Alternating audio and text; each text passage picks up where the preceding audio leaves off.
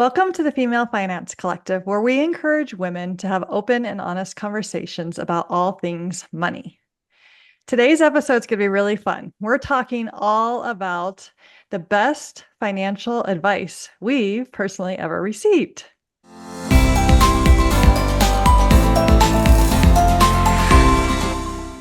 We're going to start with talking about the best financial advice that the Female Finance Collective, us together, would give you. And it's exactly our tagline.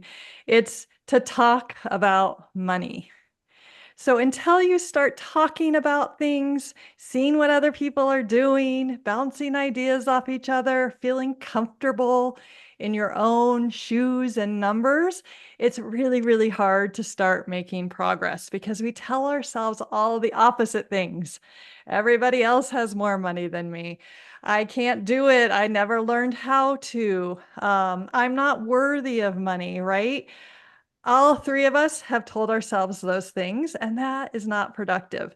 So, what we want to do is actually flip the script and start talking to people about money so we can become confident, so we can take action with our money. And so, what I would say to you from the Female Finance Collective is really like open that door. Who could you reach out to and start talking about money with? Who do you feel safe with? Who do you feel is maybe in a similar financial situation as you? Who could you kind of reach out to it and start that conversation? Hey, I'm looking for an accountability buddy. I want to start talking about money. I want to feel confident. I want to learn to manage my money. I want to learn to invest my money or pay off my debt. Whatever it may be, but we really want to encourage you just to open that door. Find somebody that you can talk with. You can even leave comments here.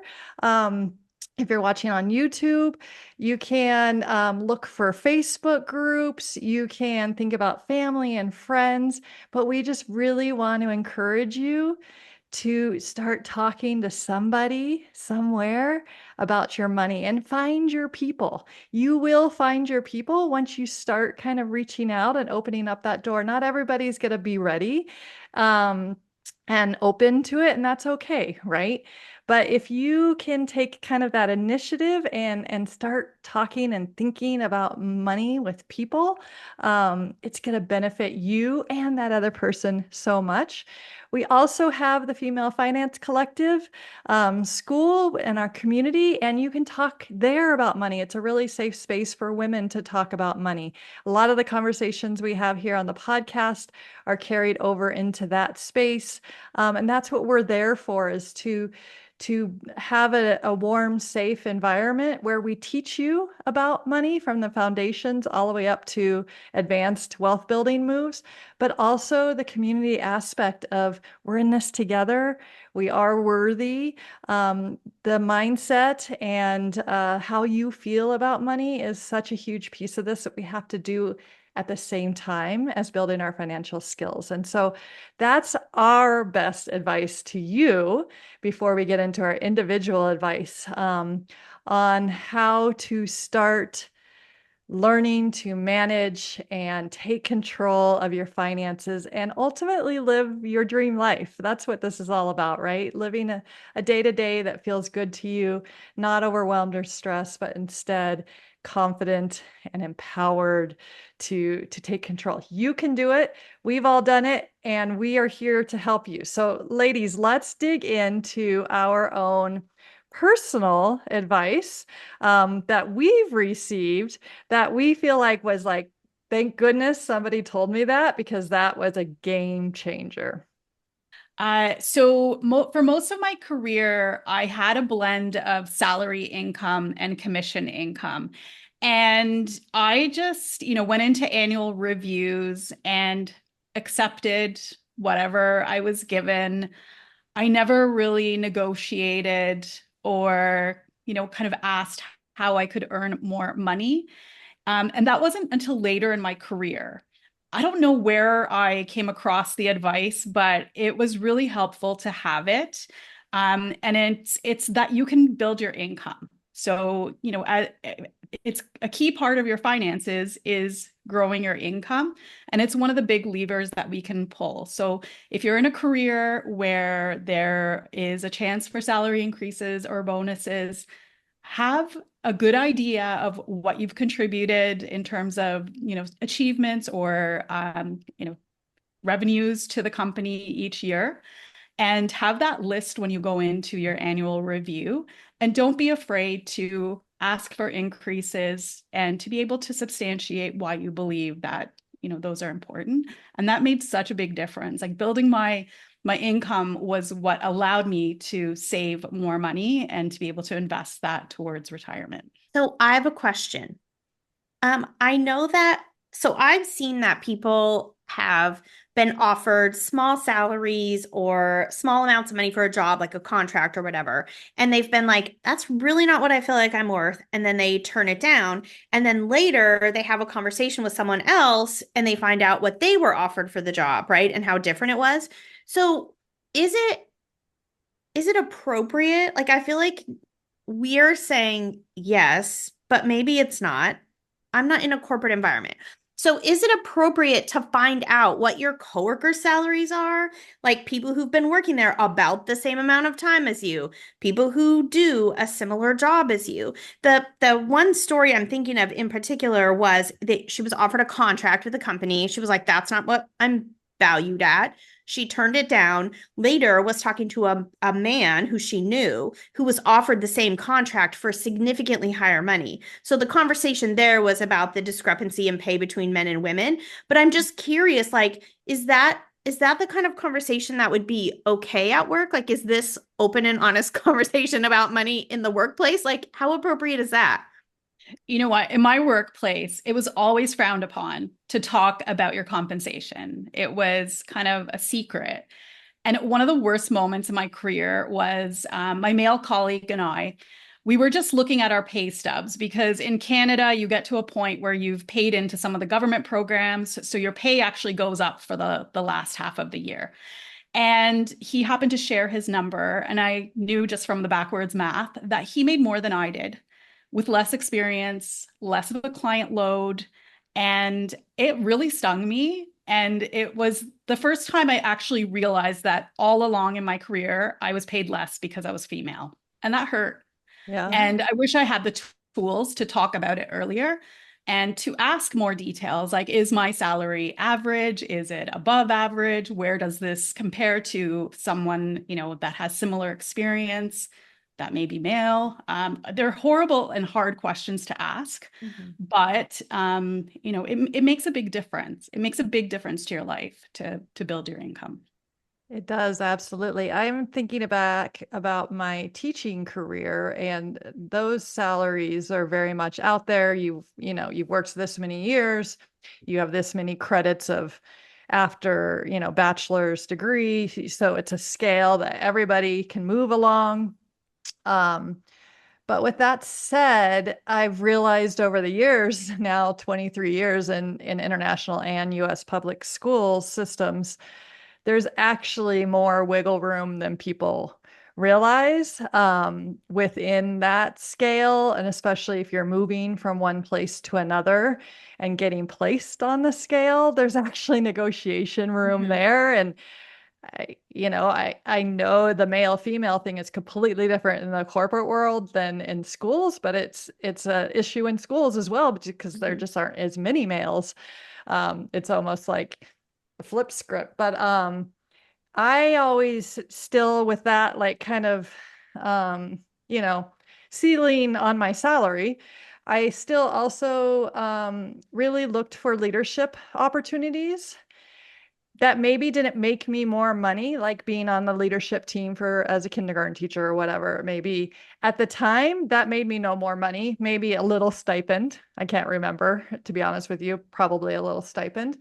But I also was trying to make more money by building myself up as a leader so I could move up in the school system to potentially a different position that does pay more.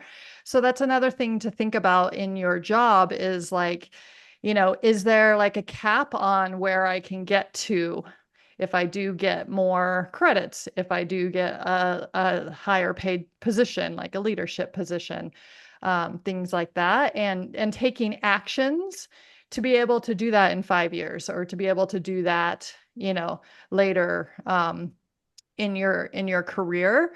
Um, and then also, like, just like you said, Marilee, it's just so important that you have this focus, is that you can make more money, whether it's staying in that job, whether it's moving up in that job, whether it's finding a different job, whether it's leaving a traditional 9 to 5, right? But the money needs the focus on the money, like we started this whole conversation, is so, so crucial. Yeah. Yeah, and sometimes it's not that you make more money, but maybe you have less expenses to get to work, or you have more free time, or there's some other perks that help you financially. So it's weighing everything that comes with that career or job. I love it. And I love how Absolutely. you said build more income through action, because that's really what it is, right? We can't just sit around. It's not passive income. We're talking about taking action and like making things happen. Maybe the passive income comes down the road, right? But you have to take action in order for it to happen. So I think that's great advice. I always tell my daughter, like, no one's going to come in your bedroom and offer you a great job. Like, it's just not going to happen. You've got to go and take the steps. You got to do the hard things. A lot of people are going to say no. You're going to try out some things that aren't going to work out very well, but like you have to go and do it. Like, just try it out. Ask questions.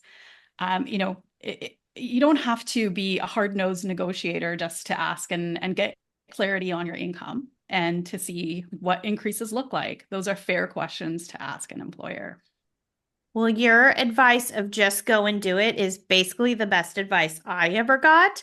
Um, in so I when we were talking about this, I said I don't remember ever getting good financial advice. And the reason is because I never talked about money with anybody, right? I wasn't taking what the advice that I would give people now.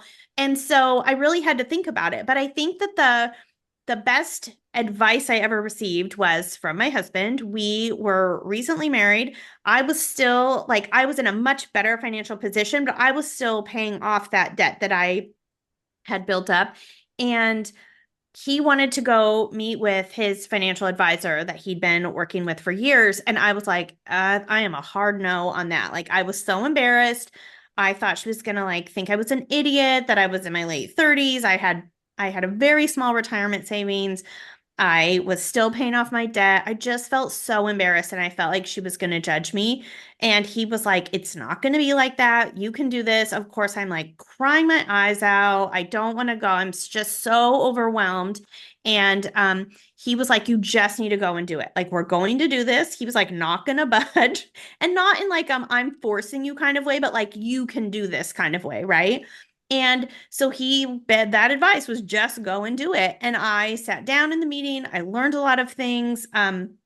She wasn't judgy. She wasn't rude. She didn't make fun of me. All the like things, the self-talk, right? The negative things that I had in my head, but just going and doing it, like taking that first step was really empowering. Look where I am now, right? And I'm sure that was like step one of, okay, I had a conversation with someone about money. I actually learned some things. I feel a lot better. And it was like those baby steps of confidence. So if you are somebody now who's like, I really need to talk to a financial advisor, like some advice I've just was giving in some, I don't remember when, but I was telling people like pay a financial advisor for like an hour of their time and ask them some questions. So, if you're somebody who's been like kind of mulling that over, like maybe I should do that, or maybe I should ask a friend who I feel like might be able to help me, like just go and do it, right? Take that first step. That the first step is always the hardest. And once you do it, that's when the changes will start to happen. So that was for sure my best advice. I love that so much. I completely relate to that. And it happens over and over with money, doesn't it? Like that first time you had to take that leap. And then the next time you decide to do something that feels a little risky, because when we're talking about money, there's always going to be a certain level of risk involved, right? When we're talking about making more money, investing money, even saving money, even spending less, like there's a risk because you genuinely feel like you need to spend the money on X, but you're taking the risk and not doing that, right? Um, and so, yeah, you're absolutely right of like believing in yourself and taking that leap, just doing it. It is the best advice out there. It's like, you can do it. Everyone can do it. All of us, every single one of us. We might do it differently, but we can do it. We can take that leap. Yeah, well, and I think what stops people from doing that is money is actually highly emotional and it Mhm. feels very scary to make a mistake. And often some of those initial moves that you're going to be making, the risk of those decisions isn't very high, right? Like when you're getting started, you're just learning, you might be saving small amounts of money or just putting a little more towards your debt. Those are moves that are fairly easy. Like they're hard to do, but once you do them, you boost your confidence, and then that is what builds that roadmap to making bigger decisions with your money. But it just takes that first step to get started.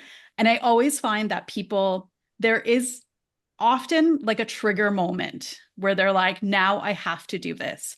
And sometimes it's something negative that happens. So you bounce a check or a payment. I guess no one uses really checks anymore. You bounce a payment or your credit card gets declined. Often those are the moments where people are like, oh gosh, I've got to do something about this. But other times it's something that you really want to achieve. Like you realize you want something badly, you want a house or you want a nice vacation.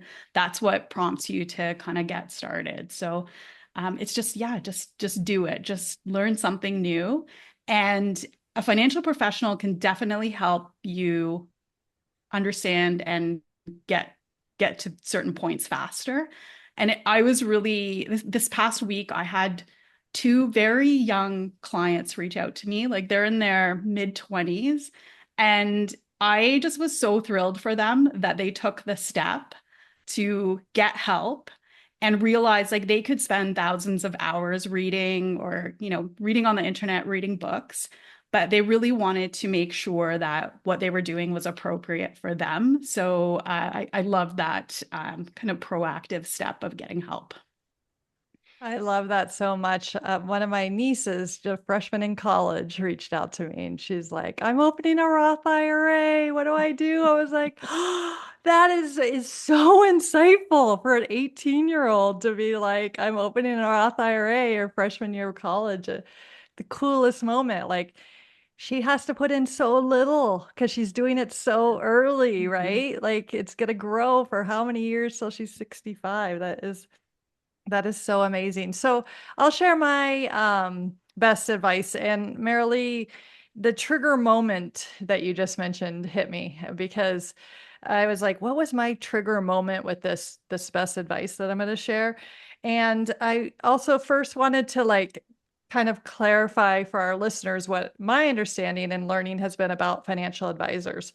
Um, so when I got to Shanghai as a teacher, I was making more money than I had been making in the US for two reasons. One is that I went full-time teaching, and the other is my salary and benefits were much higher over there, being an expatriate teacher filling a position that is hard to fill in another country and away from home. And so it was the first time we had extra money beyond, what I was contributing to my 401k here in the US. And so I did what I knew to do at the time, and that was to hire a financial advisor and talk to them about a plan and have them invest money into the stock market for me for our retirement and future travel goals, etc. And that went really well. But then I had that trigger moment, Marilee, about a year and a half, maybe later. That money was growing, nothing was wrong. But my trigger moment was I read a book by Andrew Hallam. I talk about him all the time. He's a financial journalist called Millionaire Teacher. He's got more books out now too. But he convinced me that I could do it myself. and not pay the 2 to 3% to a financial advisor. And that comes with, which is like what I'm really realizing now, I still have a financial advisor, even though I manage all of my things, all of my stocks, market stuff on my own. It's just not a financial advisor that invests for me. And so that was a huge aha for me, is that financial advisors are not one size fits all. And I already knew that, like, of course, there's different strategies and such, but there's also financial advisors, and maybe Marilee, you have a name for it, I don't know, but that will do the investment for you. You're basically handing over your money and they're investing it for you and reallocating and meeting with you, right?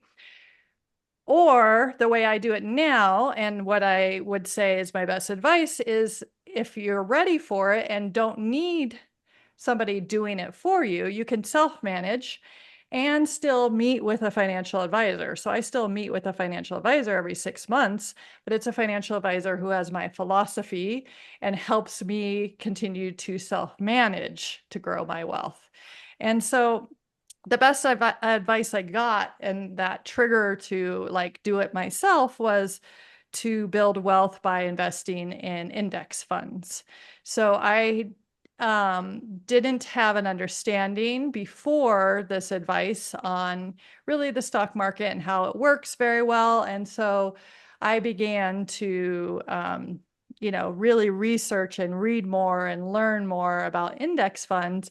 And that is why I was able to leave my 9-to-5 job years later. That is why I was able to invest in 2 properties now, because I managed that wealth, built that wealth through index funds, and now have been able to continue my learning and diversifying and et cetera, right? And so that was the best advice I ever got. And in his books and in his teachings, he still teaches all over the world. He's an amazing speaker. He's always talking about the need for a financial advisor as well. But you just need to understand your financial advisor and if that's a good fit for you. For some people, self-managed is not the best advice because it's very emotional, like you said, Marilee, right? And it's better to pay somebody the 2 or 3% or whatever their rates are, which, by the way, sometimes are hard to know how much you're paying. But it's usually a percentage of how much you've invested. So as your wealth grows 10 years later, you're paying a lot more, right? So there's a lot of learning in there, but that trigger moment for me of realizing I can do this myself. I'm going to do it through index funds, and I'm going to keep learning and work with a financial advisor. So it was like I can see now, reflecting on it, it was my evolution. I need somebody to do it for me, which is kind of an evolution of most things. Okay, I can start to learn how to do it myself, right? I still need professional assistance, people that are qualified to do this. And so, yeah, that's really my best advice, is like but I love that trigger moment idea. And then it's like, start somewhere, like Jen said. This is like a compilation of it all. And then keep learning, talking to people, figuring it out, and accessing, the experts in that field as well, for sure. I have a couple of thoughts to add. So one of the key things you mentioned is sometimes it's hard to understand the fees that you're paying as it relates to investing. It is a perfectly normal question that you can ask the person that's managing your money.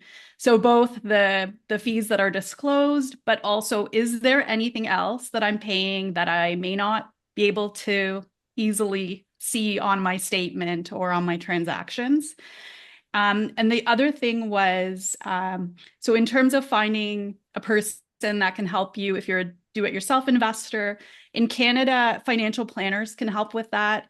And there's a specific subset, we call them advice-only financial planners, where they're not doing the investing for you, but they can still help you see what your strategy is, if your risk tolerance is appropriate, and just look at the overall financial picture just to make sure that you are on track. So that's kind of how I work with clients. And it's a really cool thing because it combines the best of both worlds. So you can still do your investing on your own, but you just have a second pair of eyes just to make sure that that's actually going to meet your goals and what you're working towards. But Sybil, that was a great move to kind of go to do-it-yourself investing. And I know you spent a lot of time getting really into that investor psychology so that you avoid any pitfalls that can come with it. Yeah, absolutely. And like I said, it's not for everyone. It's not for everyone at any certain point either, right? It wasn't for me at the beginning. I had no knowledge. I'd never thought about it, never. It was perfect that I handed my money over, right? And then it became like, okay, I'm ready, right?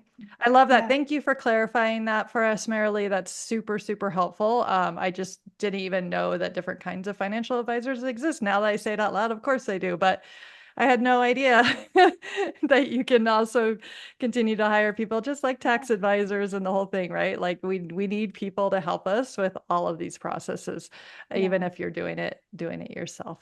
You made another really good point about things changing, and it is very normal within your kind of your life stages that sometimes you have an advisor that helps you get started, then you might do it yourself, and then in your later years you might go back to having someone manage your investments. And there's lots of reasons for that. One is there's a cognitive decline as we age, so it can be harder to do some of those transactions and monitor what you've got.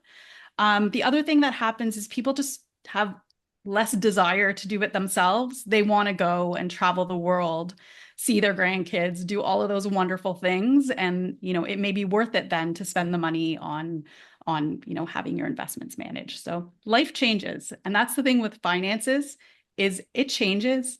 It always depends. There's no like cut and dry answer to anything. And so we're giving this kind of best advice from our perspective and what's really helped us. Absolutely. Thank you so much. Well, ladies, this has been an amazing conversation. Thank you to everyone out on your runs, at home, in the car, wherever you're listening or watching us. We sure appreciate you. Be sure to like and follow our podcast. You can find us on Instagram. You can find us on YouTube at Female Finance Collective. And we want to hear from you. Tell us what resonates. Tell us what questions you have. We will make podcast episodes for you. Just let us know what you want to hear and we'll talk about it. And we look forward to chatting next week.